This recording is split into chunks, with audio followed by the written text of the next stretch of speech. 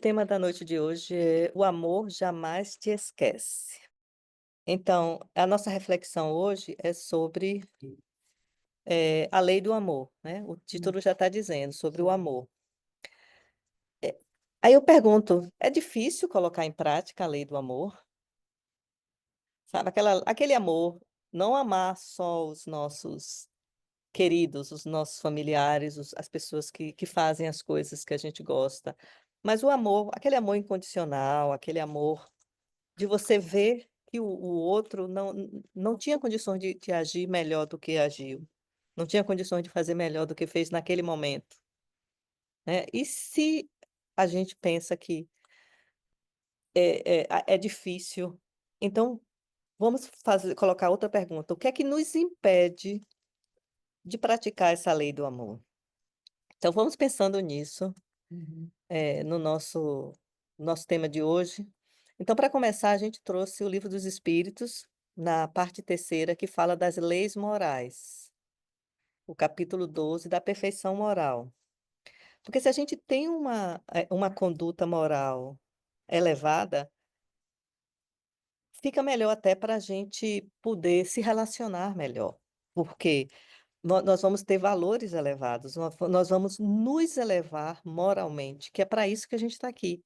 Para a gente se melhorar intelectualmente e moralmente. Essas são as 2 grandes missões que a gente tem. Eu ser uma pessoa melhor para mim, para os outros também, e também ir melhorando intelectualmente, poder contribuir com o progresso, poder contribuir com a melhora da comunidade, das pessoas aonde eu estou convivendo. Então essas 2 são as nossas grandes missões aqui. E se a gente quer ter um GPS para saber: o que é perfeição moral? O que é que eu como é que eu chego lá, né? Qual é o GPS que eu vou utilizar? Os ensinamentos de Jesus, somente isso. Pegar os ensinamentos de Jesus, colocar em prática no nosso dia a dia. Se a gente não conseguiu fazer melhor hoje, vamos continuar tentando até ver se amanhã já se consegue. E aí na questão 909, Kardec pergunta aos espíritos, né, à equipe do Espírito de Verdade: poderia sempre o homem, pelos seus esforços, vencer as suas más inclinações? Porque às vezes a gente não consegue fazer melhor, porque a gente ainda tem aquelas conhecidas sombras, né? O orgulho, como a gente viu no texto da ambientação do Evangelho, o orgulho, o egoísmo, né? São essas más inclinações. Como é que a gente consegue vencê-las? Aí o Espírito respondeu: se é se a gente consegue vencer, né. Aí o espírito respondeu: "Sim, e frequentemente fazendo esforços muito insignificantes". Eu eu não sei, para mim não é muito significante não, mas o espírito uhum, disse que é. O que lhe falta é a vontade, então o que me falta é ter vontade de me melhorar. Aí ele continua: "Ah, quão poucos dentre vós fazem esforços". Então, quer dizer, é fácil a gente se melhorar moralmente, temos que fazer um esforço e é um esforço insignificante, mas o que a gente não tem é vontade de se modificar, né, mas precisa ter essa vontade e fazer esse esforço. Aí ele pergunta, o Kardec, na 910: "Pode o homem achar nos espíritos eficaz assistência para triunfar de suas paixões?" Quer dizer, a gente, tipo eu não acho que seja, assim, um esforço tão insignificante. Será que eu posso contar com a assistência dos espíritos para que me ajudem a que eu possa superar essas minhas paixões?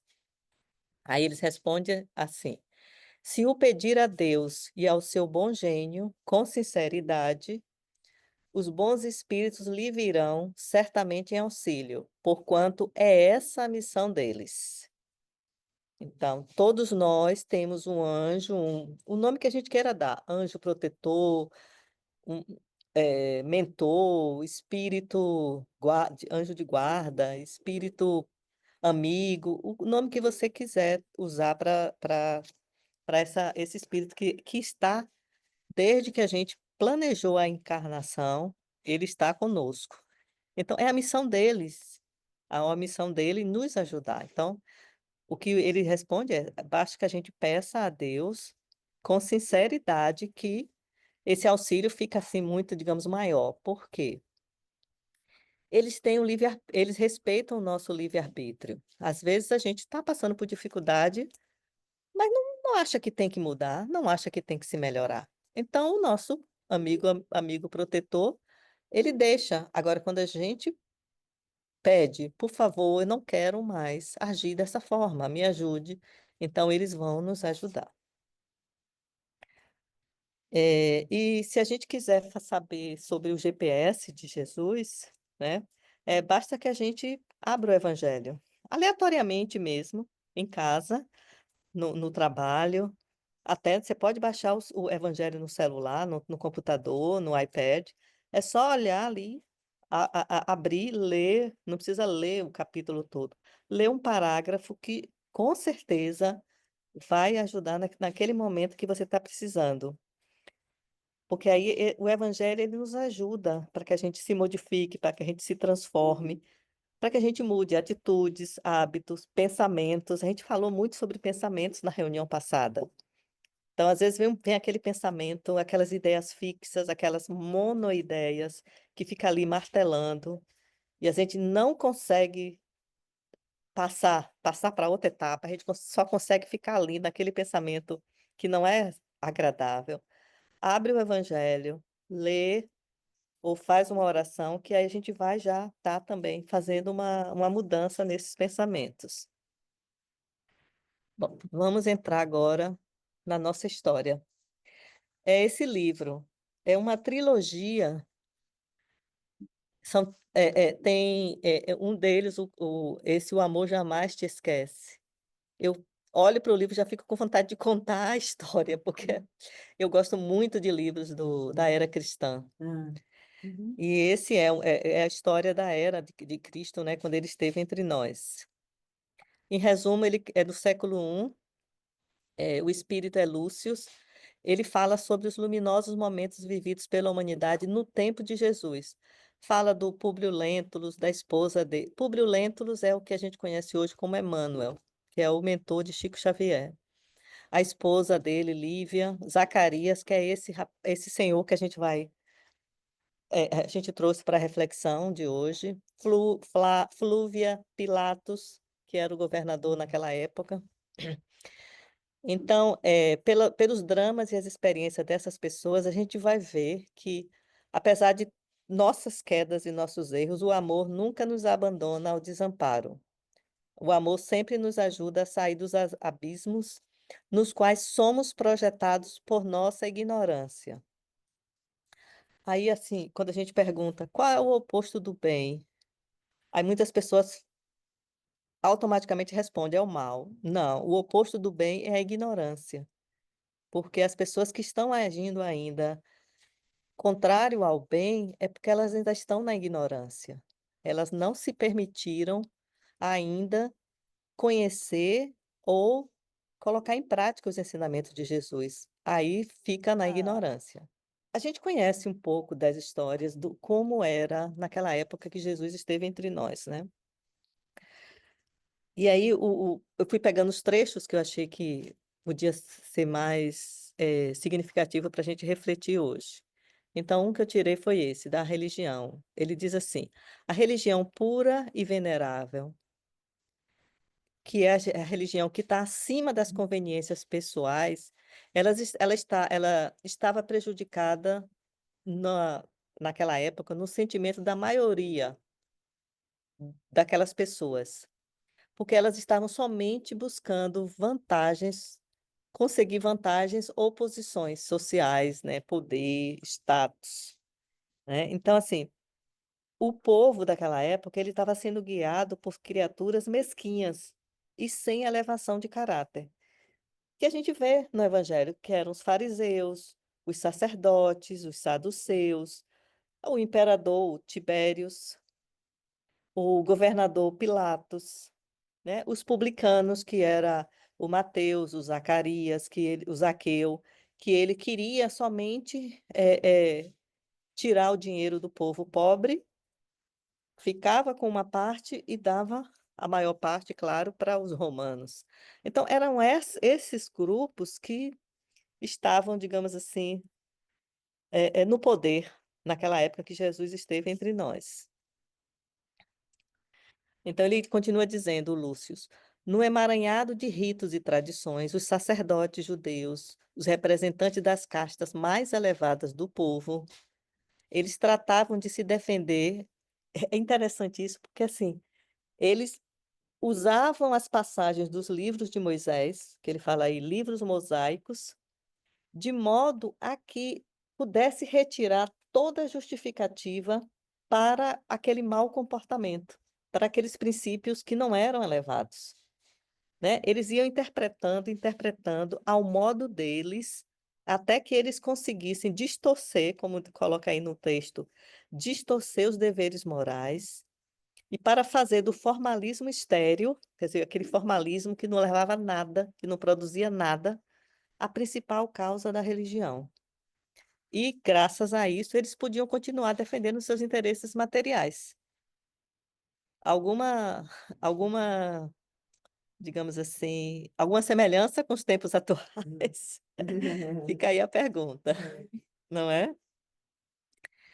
Então, assim, o povo ele estava sofrendo tudo isso, mas ele não ousava se manifestar contra essas autoridades que os dirigiam, né? Tudo era motivo de ganho e de troca, né? Por isso os textos de Moisés, né? Eles eram consultados, espancados, espremidos, torcidos e retorcidos, até que atingisse o estado que desejavam os interessados em obter vantagem ou para justificar suas atitudes. Então, tipo assim, eu estou fazendo, e se alguém vier me questionar, eu vou mostrar, eu vou abrir naquela época, né, que eram os pergaminhos, eu vou abrir os pergaminhos e vou mostrar aqui, ó, Moisés escreveu isso, isso e isso, e usando o convencimento verbal, ia mostrar que eu tô certa em fazer isso. Provas Aí assim, chega né? Jesus, né, e incomoda muito, né? Você imagine as pessoas que estão no poder, seja poder político ou poder religioso, aí de repente chega um Zé Ninguém, como a gente costuma dizer, batendo É, no que, no discurso que, diferente, né? Assim, um discurso, questionando. questionando, abraçando as mulheres, que as mulheres eram objetos, eram esquecidas, eram rejeitadas, não tinha direito, não tinha voz, não tinha nada. Uhum. Os que estavam doentes eram relegados a viver no Vale dos Leprosos ou na rua. Os pobres não tinham condições nenhuma e teriam que arranjar dinheiro para poder contribuir com o dinheiro para os romanos, né, para eles poderem fazer as festas, os banquetes. Então, era tudo isso graças ao sofrimento dos pobres. E aí vem Jesus e ele chega e se aproxima das pessoas humildes. Quem eram os discípulos? Os pescadores. Uhum. Quem eram os seguidores de Jesus? Os pobres, os doentes. Então, aí ele fala que o Divino Mestre vinha trazendo uma forma muito diferente de relacionamento com Deus. E isso era uma coisa assim tão contraditória ao que os sacerdotes daquela época falavam, né? Porque naquela época você tinha que contribuir financeiramente para que você tivesse algum benefício, para que Deus lhe perdoasse, para que você fosse para o céu, para que você. Tudo isso você tinha que pagar. E com Jesus era bem diferente, não era, nada era material. Aí ele diz assim: Jesus era um amor flamejante. Nessa escuridão, né, de egoísmo farisaico, né, os fariseus, a luz de Jesus falava no discurso sem palavras de sua bondade. Você imagine a luz dele não precisava de palavras. As pessoas entendiam, as pessoas se sentiam acolhidas. Então, não era Jesus que lutara tanto para impor-se. era a maldade dos religiosos, que contrastava tanto com a bondade de Jesus, que ele aparecia com mais força, com mais fulgor, com mais luz, comparando com a escuridão daquela época, né, dos poderosos. Então Jesus estava sempre rodeado de homens simples e quase absolutamente desguarnecido de cultura ou preparo intelectual. O ministério de Jesus era transparente e totalmente voltado para os derrotados do mundo. Então, Jesus tinha sempre essa palavra doce, sensata, ele estava sempre acolhendo os desesperados, né? Quando, na verdade, quando o que acontecia na realidade era que os religiosos, eles não ofereciam nada e eles exigiam muito, tantos os valores quanto os bens que as pessoas tinham, para que eles pudessem interceder ao seu favor. E com Jesus não tinha pagamento, não tinha que dar para poder Deus conceder algum benefício. Não, Jesus era só amor, somente amor. Ele não queria iludir as almas fracas, que se impressionavam com coisas que brilhavam ou amedrontavam pela grandeza material. Então, com Jesus não existia isso. Ele não exigia nada, ele somente dava, somente fazia, somente estava querendo ajudar. Então, assim, e com isso ele estava consolando muitos desesperados, ele estava curando muitas pessoas e ele falava sempre do reino de Deus. Eu vim aqui para implantar o reino de Deus. E isso também era um incômodo para os políticos, porque eles achavam que Jesus queria ser o rei, né? Naquela época de reis, Jesus via para ser um rei, e que ele estava já, digamos assim, compondo o seu exército para tomar o Uhum. poder dos romanos. Mas quando, na verdade, o que Jesus estava falando desse reino de Deus é um reino dentro de nós. Por isso que ele era só amor. Então, com Jesus, a gente tinha que entender essa lógica do bem e do amor, para que a gente pudesse se aproximar dele, compreender. Aí, antes de entrar na história de Zacarias, que a gente vai falar de Zacarias e também vamos falar de Josué. No final, Zacarias vai estar conversando com Josué. E Josué, ele era um dos seguidores de Jesus, juntamente com Zacarias.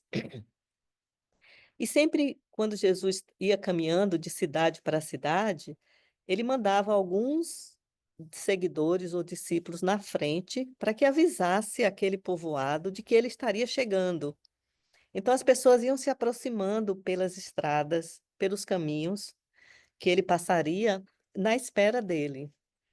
E aí o Josué, ele viu que quando Jesus passou por uma cidade, um lugar, uma senhora assim muito doente e já bem idosa, tentou se aproximar de Jesus, mas pelo número de pessoas que estavam ao redor de Jesus, ela não conseguiu.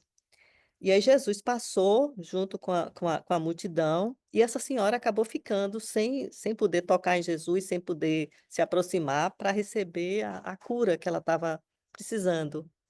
E aí esse Josué, a multidão passa e ele fica ali paralisado quando ele vê a senhora que não conseguiu se aproximar de Jesus. E aí ele senta assim em algum local, em uma pedra, e aí ele começa a rezar, né, pedindo a Jesus pelaquela senhora, né, pelaquela velhinha que tão doente, que não teve condições, não teve forças de se aproximar de Jesus. E a multidão passou. Depois de alguns minutos, Jesus volta e abraça essa senhora.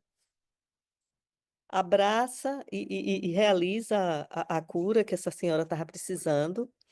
E aí, quando Jesus está voltando de novo para seguir a multidão, para ir com a multidão, ele olha para Josué sem falar nada. Josué fala: As palavras chegaram na minha mente, ou foi no meu coração, e Jesus me disse, me chamou pelo meu nome não sei como ele sabia o meu nome, e ele era um dos seguidores, ele não era próximo de Jesus. E Jesus me chamou pelo meu nome e me disse: "Obrigado, Josué, por ter orado por essa senhora". E isso me ajudou a voltar e poder conversar com ela, para a gente ver quanto é poderosa as nossas orações, né. Esse é um exemplo de, assim, de quando a gente não estiver bem, quando a gente estiver com alguma preocupação com algum ente querido, com alguma pessoa, que a gente faça uma oração a Jesus pedindo por essa pessoa, pedindo por nós mesmos, que isso é muito poderoso. Vamos conhecer um pouco de Zacarias. Zacarias, ele era casado, mas não tinha filhos, era comerciante, ele tinha uma loja que reparava, que fazia conserto de sandálias e botas. E como comerciante ele era avarento. Lembra que a gente falou lembro da do história. evangelho, né, do orgulho de você só acumular, É. só guardar. E ele não foi feliz na união da família, né, com a esposa, e ele ainda tinha essas chagas abertas no peito, e a fome de afeto na alma, né. A história da relação dele com a esposa, a Judite, é que por conta desse comportamento dele de avareza, de egoísmo, ele ele não dava muito, digamos assim, não é valor à família, mas ele era só pensava no dinheiro, Hum, né, só o acúmulo. hum. E aí ele foi deixando a família, a esposa muito de lado, né. Você se preocupa só É em uma coisa, focado você naquilo, focou só no esqueci. trabalho, esqueceu a relação familiar. Uhum, O trabalho é importante, hum, mas tudo em equilíbrio, tudo com balanço, né, tudo uhum, no com sua devida medida. isso. Mas o que é que ele fez? Ele focou, ele pensou muito ou somente no trabalho. E aí a Judite acabou se envolvendo com um rapaz mais jovem e foi, pega em adultério. E segundo a lei de Moisés, quando a mulher é pega em adultério, ela é apedrejada até a morte, né, então ele teria esse direito. Então você vê, Hum, vamos ver como era essa lei, né, naquela época. Mas o que é que Zacarias faz? Ele não segue a lei de Moisés, ele dá liberdade à mulher, e por conta disso ele tem que mudar de cidade, porque a comunidade, o local onde ele morava, ninguém aceitou essa decisão dele, né. Ela foi pega em adultério e a lei de Moisés é o que está escrito aqui. Então eles não se preocupavam, né, é uma pessoa, é um ser humano, merece o perdão, merece uma outra chance, não, é morte naquela época e ainda hoje a gente encontra pessoas que pensem assim. E por isso ele teve que mudar de cidade, não pôde mais ficar onde ele morava, né. Em alguns momentos ele ainda se atormentava por ele não ter exercido a justiça com relação a Judite, quer dizer, ele deu o perdão, ele deixou ela livre para ela ir seguir a vida dela, mas em algum momento ele sentia: hum, "Mas eu podia ter feito isso, né, não era meu direito". Ainda estamos esse mês, no mês da mulher, né, hum. vamos pensar também nesses direitos que nós temos e que, ainda não são respeitados. Então, ele já estava seguindo Jesus, os passos de Jesus, e ele desejava estar entre os mais próximos ao Jesus, né, ao divino amigo.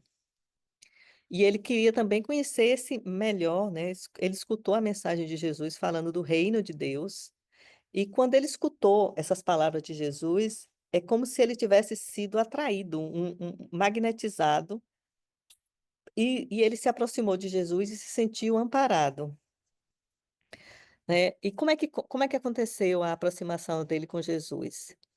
Ele já tinha ouvido, mas ele pôde conhecer melhor, mais de perto, quando ele levou um companheiro que estava com uma doença incurável, acreditando que o contato com Jesus, essa doença seria curada, como ele viu ocorrer com outras pessoas, e realmente foi isso que aconteceu. esse amigo dele acabou sendo curado. E ele encontrou Jesus e ele foi seduzido pela boa nova, né? Pela aquela verdade que Jesus tanto nos ensina, que está nos evangelhos, que estão nas parábolas, que estão nas mensagens, né? De Jesus, que desde o século I, mas até hoje, século XXI, a gente ainda tem dificuldade de entender, ou se entende, ainda tem dificuldade de colocar em prática. Mas Zacarias, em resumo, ele se tornou um dos seguidores de Jesus. Ele conheceu Jesus bem no início, bem quando ele estava já convocando os 12 seguidores, os apóstolos, né? Uhum. E ele se lastimava muito, porque ele queria estar entre os apóstolos, né? Ele queria ser chamado por Jesus diretamente, mas ele se aproximou de Jesus ouvindo digamos assim, os sermões, né, os discursos de Jesus e também por esse amigo que estava doente. Aí, se você for ver, ele ouviu Jesus e ele teve ainda a boa vontade de levar um amigo que estava com uma doença séria. Quer dizer, a Uhum. bondade desse rapaz, desse homem, né? Então, diz assim: ele empreendia qualquer caminhada para poder seguir o mestre, onde ele se encontrasse. Ele levou seu amigo enfermo até a presença do profeta da esperança e conseguiu que o mesmo fosse entrevistado pelo olhar manso e tivesse recuperado a saúde. Quer dizer, nessa cura foi só através do olhar, né? Como ele fala, conseguiu que o mesmo fosse entrevistado pelo olhar manso e tivesse recuperado a saúde.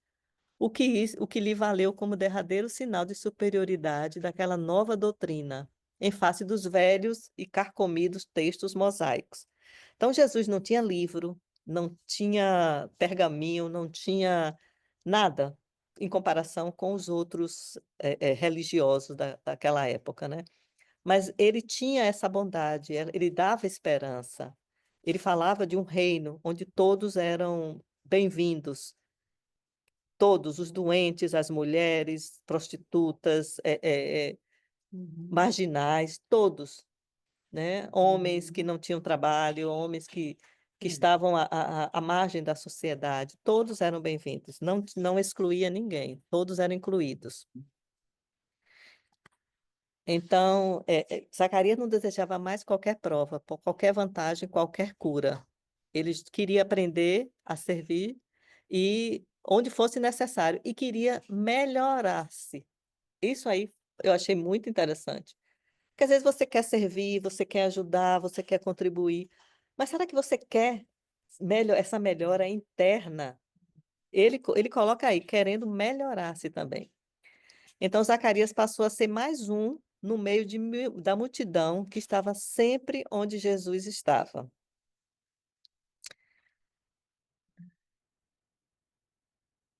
Aí, nas suas exortações espirituais de Jesus, Zacarias havia encontrado refrigério para seus temores, confirmação para suas crenças íntimas, esclarecimento para suas dúvidas e remédio para seus sofrimentos íntimos.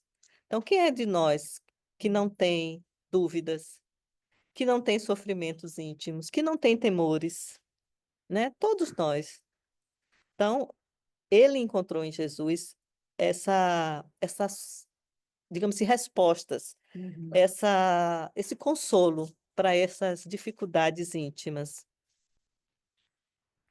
E aí, nesse seguir Jesus, ele encontrou esse amigo, Josué, né, que eu contei a história da oração que ele fez para aquela senhora.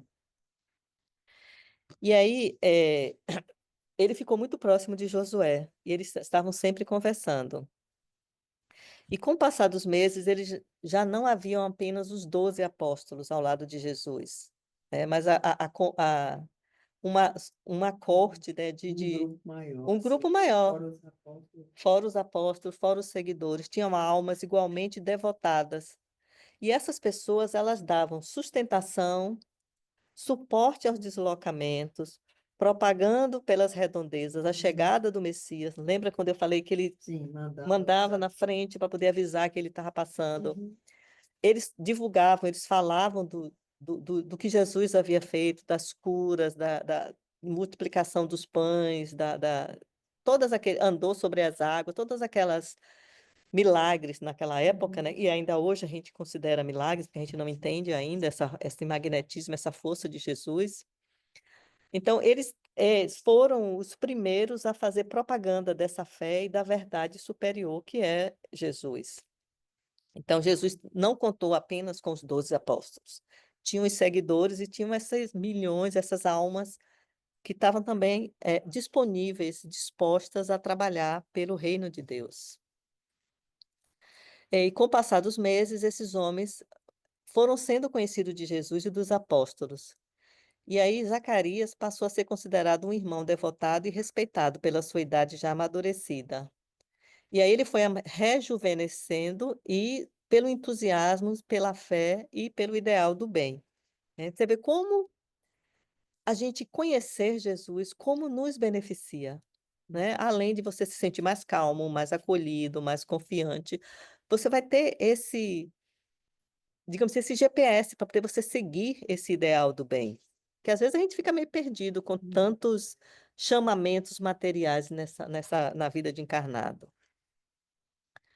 Então, quando Jesus tinha aquelas reuniões mais íntimas, né, com poucas pessoas, normalmente era na casa de Pedro, na casa de outras pessoas, ele podia fazer perguntas ao mestre com autorização dos apóstolos, né, porque sempre tinha que perguntar ao apóstolo se podia direcionar uma pergunta para o mestre, se podia participar da reunião, mas ele já estava assim tão próximo, já era uma pessoa assim tão querida desse grupo que ele recebeu esse direito. E aí nessa convivência, o coração de Zacarias foi sendo modificado. Lembra que eu falei que antes ele tinha dado perdão para a esposa, mas mesmo assim ainda ficava na dúvida: "Por que é que eu não cumpri a lei, né, era meu direito, né". Então o coração dele foi sendo modificado. E aquelas cicatrizes morais que dos sofrimentos do passado foram desaparecendo por completo. E ele foi se tornando um pequeno farol na escuridão do desespero para beneficiar muitos os que sofriam. Quer dizer, além dele se beneficiar com os ensinamentos de Jesus, ele já estava em condições de também poder distribuir, poder expandir, né, esse benefício. Aí eu queria fazer um parêntese para a gente ver o quanto que o nosso pensamento tem poder.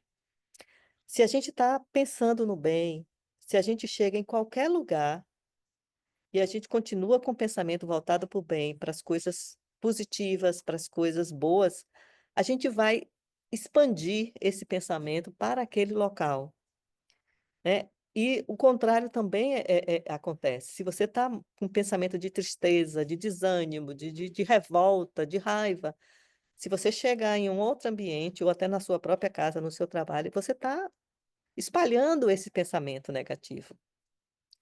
É por isso que é importante a gente estar sempre voltado para o bem, para que a gente seja esse farol, como ele coloca aqui, um farol que vai beneficiar outras pessoas, porque nos locais que a gente passa, a gente vai deixando rastro, rastro dos nossos pensamentos, as nossas energias vão ficando por onde a gente passa. É por isso que é ideal que a gente tenha esses bons pensamentos, tanto para a gente, quanto para que a gente possa estar distribuindo. E aí eu lembrei de uma passagem do Evangelho que o Santo Agostinho ele diz que a gente seja egoísta, nem que seja para querer fazer o bem, porque a gente fazendo o bem, a gente vai estar se beneficiando. Então que sejamos egoístas fazendo o bem, porque a gente vai estar a primeira a se beneficiar seremos nós. Então, que a gente pense nisso também, que o bem que a gente tem, a gente vai estar também multiplicando, distribuindo para quem precisa. Aí Jesus separa os seguidores, os discípulos, em dois, e ele fala: "Ide e pregai a todas as gentes". Então ele fala: "Vá em meu nome e repasse tudo que vocês ouviram, tudo que vocês aprenderam, para que mais gente possa conhecer o reino de Deus", né. Então o objetivo de Jesus, ele sabia que ele tinha pouco tempo, né, ele não ficou muito tempo encarnado. Quando ele começou a falar, ele ficou três anos. Não acho que não chegou a 4 anos, falando das verdades do evangelho, falando de Deus. E aí, como ele tinha pressa, ele já dividiu toda aqueles seguidores dele, os apóstolos, de 2 em 2 e mandou: "Sigam, vão divulgar a boa nova", né, a verdade de Deus. E dessa divisão, o Zacarias e o Josué ficaram juntos e foram, seguindo, né, divulgando essas mensagens. E aí nessas caminhadas, a gente conhece, né, quando a gente sai para caminhar com alguém: "Ah, vamos fazer uma caminhada? Vamos". Aí você está caminhando um pouco, daqui a pouco você está conversando, conversa sobre uma receita, conversa sobre o tempo, daqui a pouco você já está falando de você mesmo. Então foi isso que aconteceu com Zacarias e com Josué. Eles foram caminhando de cidade em cidade, e quando eles estavam a sós, eles desabafavam. E aí Zacarias, por já se sentir próximo de Josué, ele começou a falar da relação que ele teve com a esposa, né, quando eles eram casados, quando eles estavam juntos.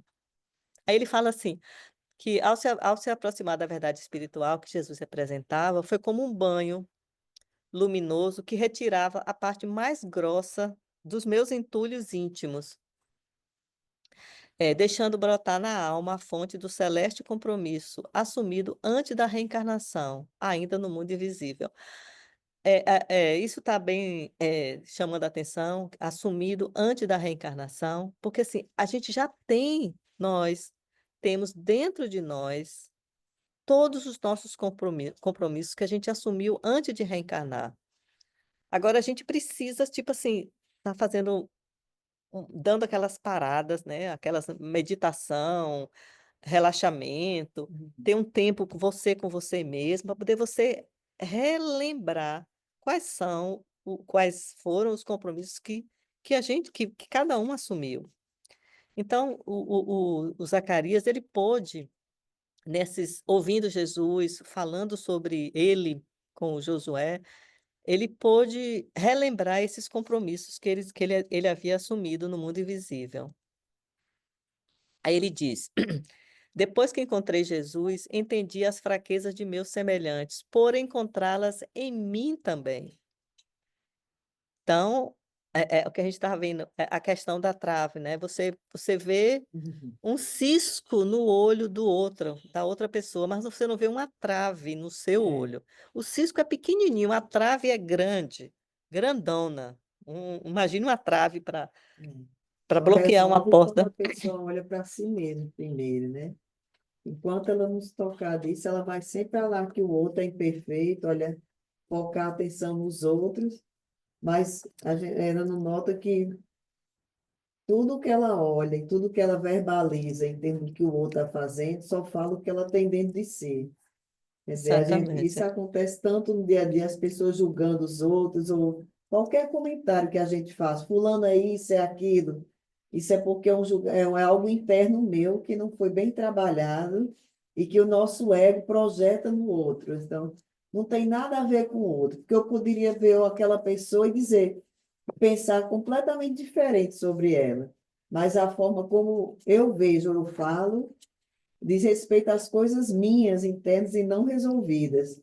É assim, do nosso ego, da nossa Exato. mente. E É. só resolve quando a gente se confronta com isso mesmo. Por que que ver aquela mulher ou aquele homem ali me mexeu tanto? O que é que tem Aquele ali? comportamento, É né. ciúme, é o que é jogar na realidade com a gente mesmo, se perguntando assim, o que é que aquela pessoa eu vi nela que está mexendo tanto comigo? É o porquê aquele Por comportamento quê? É meu. impactou em mim, né. Mexe É, em quê? É exato. alguma dificuldade minha? Em quê? Tem que buscar isso. E a gente só vai melhorar esse olhar quando a gente trabalha isso dentro de nós. Então, assim, porque não é a questão do outro, a questão é É nossa. você com você mesmo. É.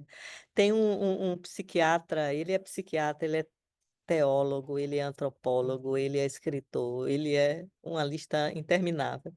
Ele diz assim, ele é do Ceará, Adalberto Barreto. Ele fala assim: "Você você reconhece no outro somente o que você conhece".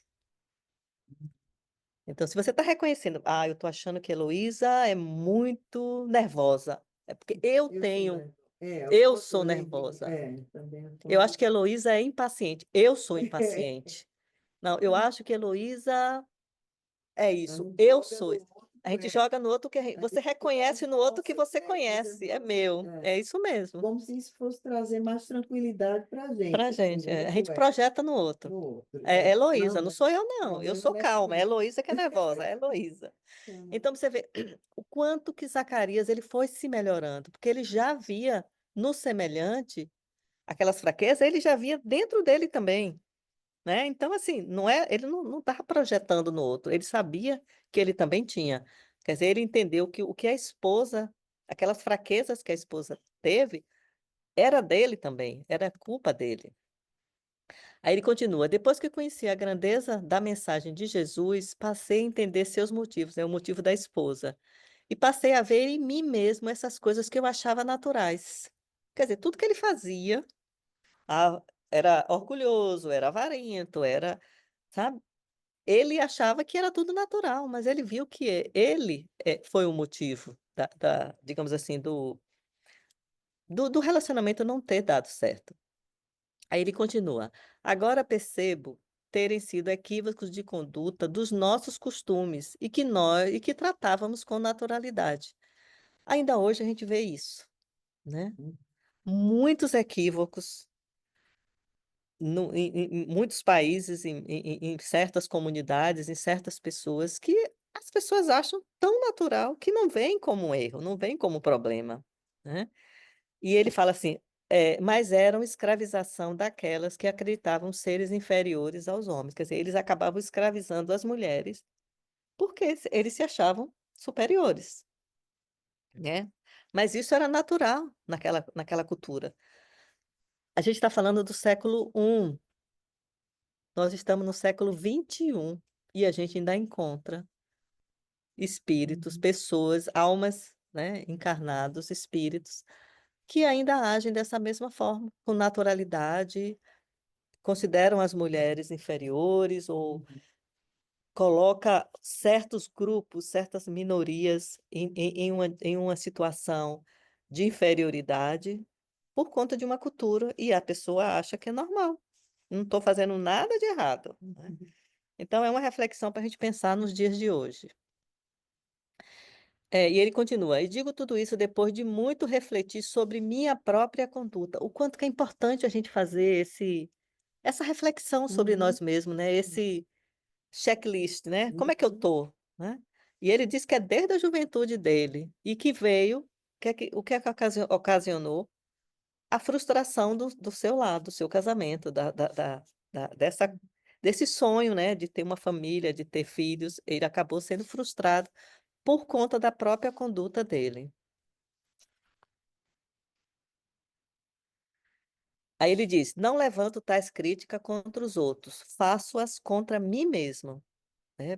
Aí ele percebe, ele coloca: percebo o peso injusto que colocamos nos ombros das nossas mulheres, enquanto a nós, né, aos homens, ele se permite essa falsa moralidade, né?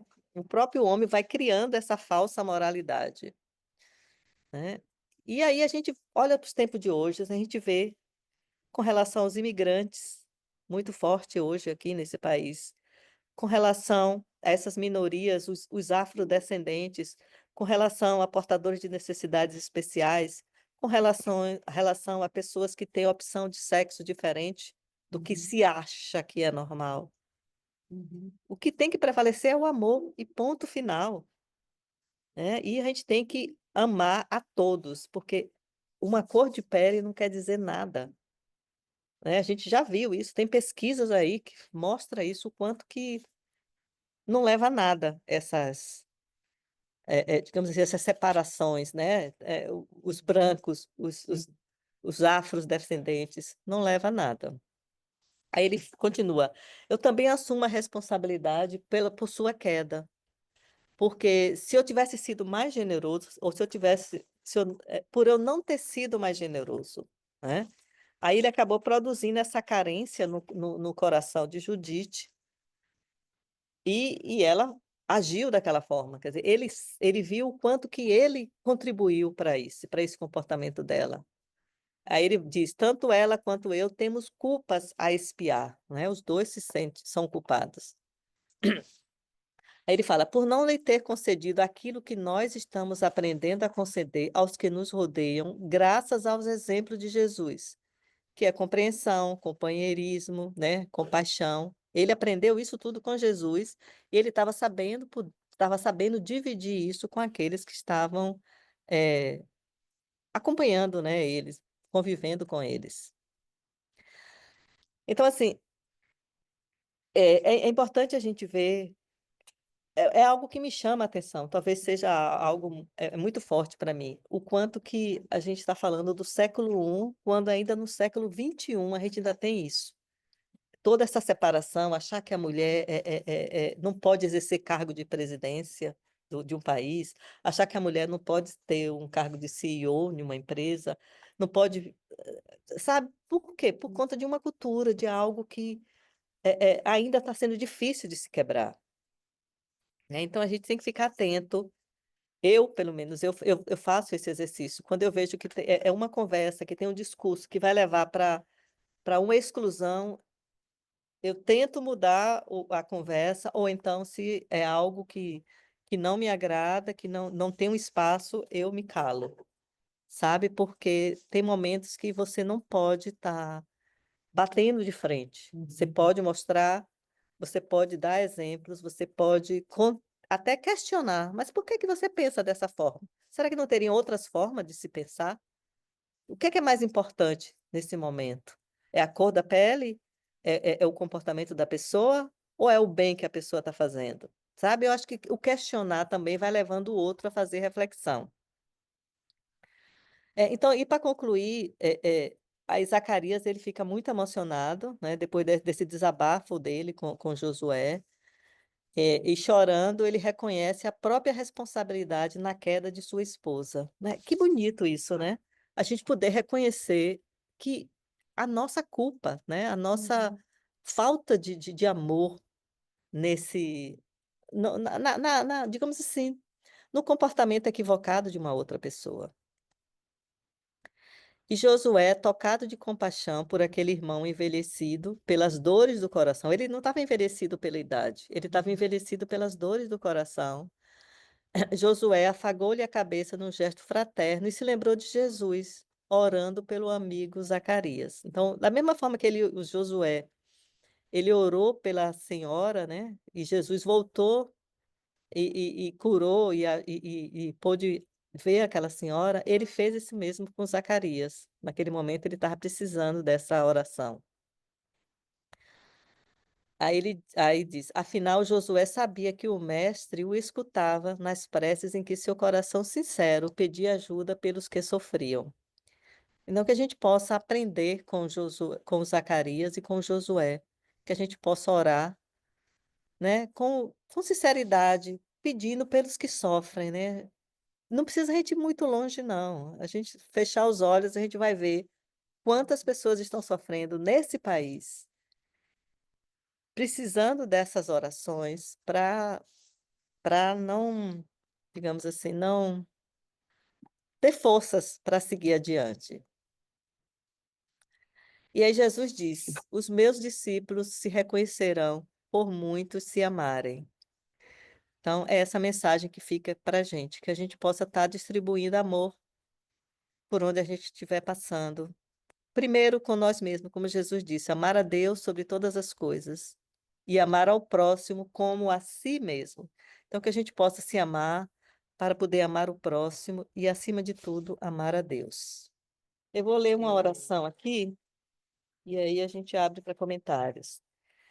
É é a nossa oração final, que é a Ave Maria, aproveitando, né, esse mês de março, que é o mês das homenagem às mulheres, né, reconhecimento do papel importante que nós mulheres temos. Nós hoje estamos nesse papel de mulheres, encarnados como mulheres, que tenhamos consciência desse nosso valor, desse nossa importância, e que possamos estar apoiando outras mulheres também. Então, é uma Ave Maria que foi psicografada por Chico Xavier, pelo espírito Amaral Ornelas, e diz assim: "Ave Maria, Senhora do amor que ampara e redime, Ai do mundo se não fora a vossa missão sublime, cheia de graça e bondade. É por vós que conhecemos a eterna revelação da vida em seus dons supremos. Aí ele repete: Ave Maria, cheia de graças e bondades. O Senhor sempre é convosco.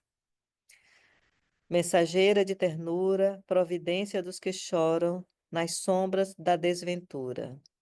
Ave Maria, cheia de graça, o Senhor sempre é convosco. Bendito sois vós, Rainha, estrela da humanidade, rosa mística da fé, lírio puro da humildade. Ave Maria, cheia de graça, o Senhor sempre é convosco. Bendito sois vós entre as mulheres, sois vós a mãe das mães desvalidas, nossa porta de esperança e anjo de nossas vidas. Ave Maria, cheia de graça e bondade, o Senhor sempre é convosco. Bendito sois vós entre as mulheres.